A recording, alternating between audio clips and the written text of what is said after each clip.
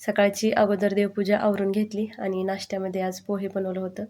नाश्ता करून झाला की मुलांना आज डोस द्यायचं होतं, कारण कृष्णाचा 5 वर्षाचा आणि प्रांजूचा 10 वर्षाचा असं दोघांचा डोस होतं.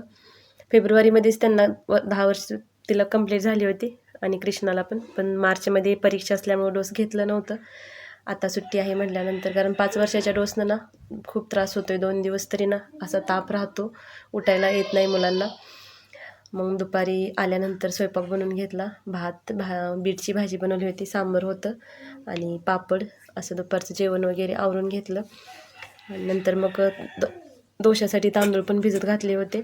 संध्याकाळी मग ते अगोदर तांदूळ वाटून ठेवले आणि मला एका ठिकाणी डबा द्यायचा होता, त्याच्यासाठी भोपळ्याची सुक्की भाजी, मटकीची पातळ भाजी, भात, चपाती आणि थोडासा खरडा असं बनवून घेतलं. असा संपवला आजचा दिवस.